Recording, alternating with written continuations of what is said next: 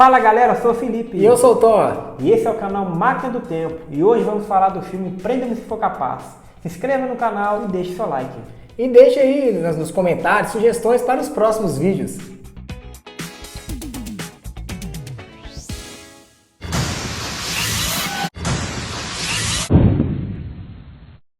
Prenda-me se for capaz, lançado em 2003, com direção de Steven Spielberg. O filme tem no elenco Leonardo DiCaprio, Tom Hanks e Christopher Walken. Me lembro de primeira.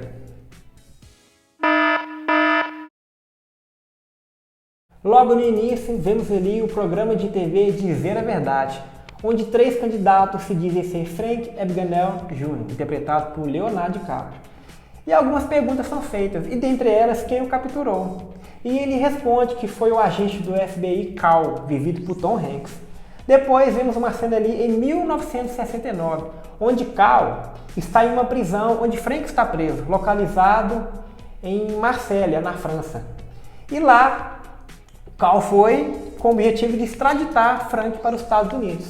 E chegando lá, a gente vê Frank na cela, passando muito mal, tossindo pra caramba. E ele acaba sendo transferido para a enfermaria. E ele aproveita essa oportunidade para tentar fugir, mas não consegue, visto o seu péssimo estado. Depois, voltamos no tempo, em 1973, onde o pai de Frank, o seu Abagnale, interpretado pelo ator Christopher Walken, está sendo homenageado. Nessa homenagem, o Frank e a sua mãe ficam muito orgulhosos do senhor Abagnale.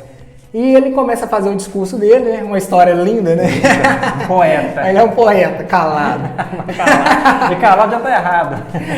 Ele começa a contar a história dos 2 ratinhos que caíram no balde de nata. O primeiro desistiu e morreu afogado. O segundo ficou lá debatendo, lutando, transformou a nata em manteiga e consegue sair. Profundo, né? Muito profundo. E ele fala que ele é o segundo rato. Logo em seguida, vemos lá na casa da família Abagnale, né, as comemorações de final de ano, de Natal, que tá tudo bem, né? Só que, como tudo, nem tudo na vida são flores, eles começam a desandar. O senhor Abagnale, ele começa, a loja dele começa a ficar ruim das pernas, né? Meio que falir, né? Meio que falindo, e ele também começa a ser investigado por fraude fiscal. Nisso ele tem que vender alguns bens dele, incluindo a casa e aquele Cadillac branco dele, que é top com força, né? É bonito demais aquele cara. Em um belo dia, Frank chega em casa e encontra sua mãe junto com Jack, um amigo de seu pai. E ele desconfia que talvez sua mãe esteja traindo seu pai com esse amigo dele. E ele estava muito certo, visto que no outro dia ele chega em casa e encontra ali um homem totalmente desconhecido, já fica assustado ali. E logo o homem o acalma e explica que os pais dele estão em processo de separação e que ele deverá escolher alguém para ficar depois do divórcio. E ele, obviamente, fica muito assustado, chocado com aquela situação, acaba saindo dali correndo, sem escolher ninguém, vai parar em uma estação e lá ele compra uma passagem para Nova York e paga em cheque. Um tempo depois, vemos ele sendo expulso de um hotel, porque já era o segundo cheque sem fundo que ele passava ali. Depois disso, vemos Jack pegando os cheques e tentando descontar, né, em vários lugares. Uns dão certo, outros dão errado.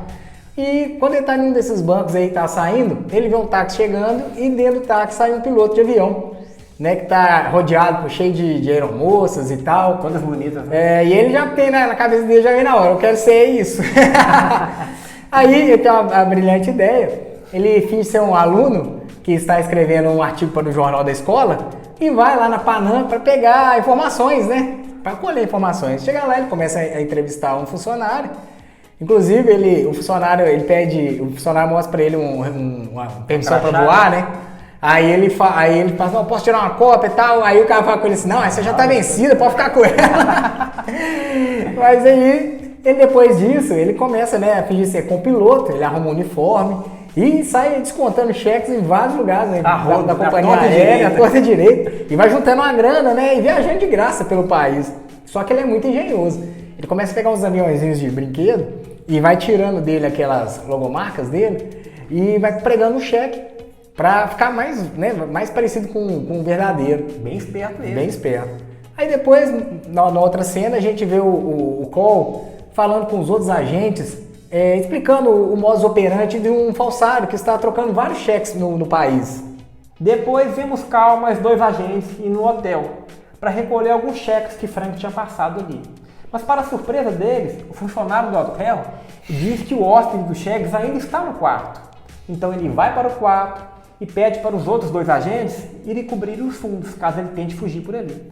Chegando lá, ele encontra a porta aberta, somente encostada. Então ele já entra com a arma em punho e se identificando. E vê que não tem ninguém no quarto, mas tem alguém no banheiro. Então ele pede que essa pessoa que esteja no banheiro saia com as mãos para cima, né, meio que se rendendo.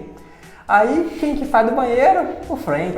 A gente logo acha que vai ser preso, mas não. Mas ele é igual um coelho, né? Ele é igual um coelho, ele vai passar o maior migué da vida dele ali. Ele já sai com o terno, enxugando a mão ali. E já vira com aquela punk e fala, calma, calma, falando pro Cal, né, calma. Relaxe, o FBI não é o único que está atrás desse farsante e se identifica como agente do Serviço Secreto Americano. E diz que o seu nome é Barry Allen. Eu já escutei esse nome em algum lugar, hein? É verdade. Cal continua não acreditando nele, mas o Frank insiste, fala que o FBI não é o único que está atrás do farsante. Mas mesmo assim, né, o Cal fica desconfiado e pede eles as credenciais dele. Quando ele tira a carteira e entrega para ele, antes dele abrir, o Frank vai lá e fala assim, ó, o meu ajudante, né, tá lá, já tá lá embaixo, lá com o farsante preso. Tirando a atenção dele. Pra tirar a atenção dele, pra não abrir a carteira. E ele olha lá na janela e vê um cara carregando, né, ajudando um senhor de idade, acho que é deficiente visual. Isso. E ele olha aquilo ali e já cai no papo do Frank, velho. Acredita nele. Aí o Frank vira pra ele e fala assim, ó, você vigia o quarto aqui que eu vou levar algumas evidências que eu tenho aqui pra me guardar no carro. Aí o Frank desce e o Cal fica lá, tal, ele senta na cama, né, já relaxando. Aí ele ainda estava com a carteira. Ele tá com a carteira na mão ainda. Aí ele pega a carteira, vai abrir assim pra olhar, não acha só papel, não tem nenhuma identificação. Aí ele já sabe que foi enganado. Quando ele olha na janela, ele vê o Frank correndo no pé. Frank acaba vendo ali nos jornais que eles estão apelidando ele de James Bond do céu. Então ele fica se sentindo o cara ali, faz aquela cara assim de Bond, vai ali, compra alguns ternos ali, igual que o James Bond usou nos filmes. Vai no alfaiate, né? No alfaiate, o alfaiate vira lá e tá, agora pra você parecer realmente James Bond, só pode você comprar o carro.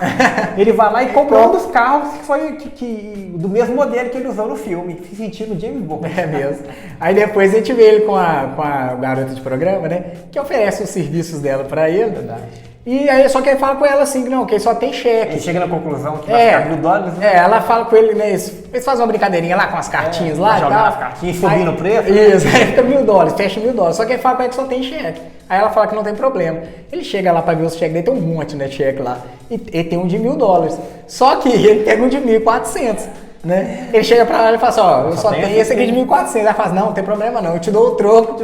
Ou seja, bota $400 pra ele. Ou seja, ele dá um cheque falso, pega $400 de troco em dinheiro, passa a noite pra ela de graça sem pagar nada, velho. O miserável é um gênio. O miserável é um gênio. Um tempo depois, vemos Cal em uma lanchonete. E nisso um garçom vem servir café pra ele. E esse garçom repara ali na mesa que Cal está, que tem alguns papéis ali. Ele vai vendo que tem um nome que se repete várias vezes. Nisso ele pergunta pro Cal, você gosta de ver quadrinhos? E Cal, sem entender, fala pra ele, por que você está perguntando isso? E ele explica que esse nome é Barry Allen, que se repetia várias vezes. E fala pra ele que Barry Allen é o Flash. É o Flash. Nisso ele acaba teorizando que talvez o farsante seja um garoto. E por isso sendo impossível identificar as digitais dele e não tendo nenhuma ficha criminal. Cal, juntando essas pistas, acaba aí indo atrás de garotos que tenham fugido de casa. E nisso ele chega na casa da mãe de Frank. Chegando lá, ele a interroga, né, faz várias perguntas e nisso ela acaba mostrando uma foto de Frank. E assim ele vê que é o mesmo cara que deu o miguelão lá no apartamento, lá no hotel no caso, né? E acaba conhecendo seu verdadeiro nome. E essa cena é até engraçada, que quando ele chega lá, a mãe dele fala assim, não, ele tá envolvido com confusões, pode falar que eu tô trabalhando meu período na igreja, eu vou fazer um cheque aqui pra pagar os custos. Aí ele fala assim, tipo assim, o negócio era mais de 1 milhão, né, que ele já tinha dado de quanto que ele deve? Ele fala, 1 milhão e muito. Ela fala assim com a cara assim. Logo depois, vemos Frank dando uma festa numa casona que ele tinha comprado, uma casa luxuosa. Ele já tinha juntado bastante dinheiro. Né? Já tava cheio da grana. Tava ricão. Aí os amigos dele se machucam na festa e ele vai parar no hospital. E o Frank vai atrás dele. Né? Chega lá, ele conhece uma enfermeira que chama Brenda Strong, vivida pela atriz Amy Adams. Né? E ela tava até tomando uma bronca lá de um dos médicos, lá que ela fez alguma coisa errada. E o Frank, né, com aquele papinho dele, já começa, né, a querer... Mais uma vez o Miguelão. O Miguelão dá a passar a lábia nela, consolando ela e já perguntando, né, se o hospital tava contratando, tal, porque ele queria trabalhar lá. Ele falou que era médico. Aí o que ele faz? Ele falsifica o diploma de medicina de Harvard e começa a trabalhar nesse hospital, é chefe da pediatria do hospital. Logo vemos Frank ali assistindo ao... É engraçado demais, né? A gente já viu esse filme umas 500 vezes e continua rindo. Enfim, a gente vê Frank ali assistindo alguns vídeos cassete sobre medicina, na tentativa de aprender algo. Já pensou se fosse fácil assim? Eu quero ser médico, eu vou assistir um vídeo ali, vídeo cassete. Eu quero ser advogado, vou assistir um vídeo cassete. Aí, obviamente, não dá certo. E logo em seguida a gente vê uma cena muito engraçada, onde ele é chamado ali para avaliar um garoto que tinha sofrido um acidente. O garoto estava bem machucado, estava com a perna quebrada, inclusive até com o osso exposto ali. Tava bem feio. E aí ele chega lá, ele vê aquela cena e fica impressionado. Quase vomita ali, coloca a mão na boca assim. E também ele não sabe o que falar ali, né? Ele é médico, chefe da pediatria. A sorte dele é que tinha 2 médicos residentes. E mais um Miguelão dele impressionante, ele vira e fala assim, você, fala para um dos residentes, o que você faria? Ele fala, eu faria isso, isso assado. E você? Fala pro outro, você concorda? Ah, que não sei o que, e funciona. Mas ele não aguenta, e corre ali pro banheiro e vomita. Depois, vemos Cal chegando aí na casa do pai de Frank, o Sr. Abagnale. Ele vai lá para interrogá-lo. E pergunta do paradeiro de Frank, mas o pai dele diz que não sabe, mesmo se soubesse, ele nunca entregaria seu filho. Cal disse que entende tudo, mas no momento ali de distração do Sr. Abagnale, Cal repara que na mesinha ali tem algumas cartas. E entre essas cartas tem uma que Frank mandou para ele. E lá contém o endereço daquela casa luxuosa que ele tinha comprado. Então Cal vai a essa casa. Mas chegando lá, ele acha a casa vazia. Mas em compensação, ele vê na parede aquele diploma que o Frank tinha falsificado de Harvard de medicina. Então, juntando isso, ele começa a procurar Frank em hospitais. Frank acaba se relacionando, né, com a enfermeira, a Brenda, né? Aí eles ficam noivos e tal. E um dia ele tá na casa dos pais dela para impressionar o pai dela, né, que é o Sr. Roger, né, que é vivido pelo ator Martin Sheen, que é advogado. Frank fala que é advogado também. O cara daquela idade é advogado, médico, piloto. Mas pra eles eu não falo que é piloto, não. Ele é o bichão mesmo. E além disso, ele fala que é luterano também, né? Que é da mesma religião dos pais dela. E logo em seguida a gente vê uma cena muito engraçada que eles estão indo... Mais uma, né? Mais uma, né? Uma cena engraçada que eles estão indo pro jantar. Pegar a boia ali. Pegar a boia. E o pai da Brenda, né? O Sr. Rogers, ele fala pro Frank pra fazer os agradecimentos, né, antes deles poderem comer. Aí, cara, ele fica na roia lá, que ele não sabe o que ele fala. E ele começa a contar aquela história do ratinho que o pai dele contou. E ele conta aquela história, cara. Depois que acaba de contar a história, a mãe da Brenda, ela fala assim, que lindo, né? Só que o pai dela fica com a cara muito engraçada. Parece que ele tá pensando assim, o que esse maluco tá falando, né? Frank acaba indo trabalhar com o Sr. Roger como advogado. E dessa vez ele começa a assistir ali vídeo cassete de advogado, tentando aprender algo. Mais uma vez eu repito, quem dera, né, se a gente assistisse um vídeo de alguma coisa e saísse especialista, né? Mas enfim, Frank, ele, vendo que Cal está chegando cada vez mais perto, ele liga para Cal e faz uma proposta. E diz que está prestes a se casar e que ele vai largar essa vida de crime. E que está pedindo para Cal parar de ir atrás dele. Mas obviamente Cal não aceita. Diz que Frank deve pagar por seus crimes. Aí Cal acaba juntando todas as pistas que ele já tinha com mais essa declaração de Frank aí, falando que ele iria se casar. Então ele começa a investigar e acha a casa do pai da Brenda. E ele chega lá, bem no meio da festa de noivado de Frank e Brenda. Frank vê os agentes chegando, né? E ele fala a verdade pra Brenda, ele conta toda a história. Revela tudo. Revela tudo e fala com ela, chama ela, né, pra fugir com ele. Porque ele fala que ele tem dinheiro suficiente pra eles viverem bem o resto da vida. E fala com ela pra ela encontrar com ele 2 dias depois no aeroporto. E ela aceita.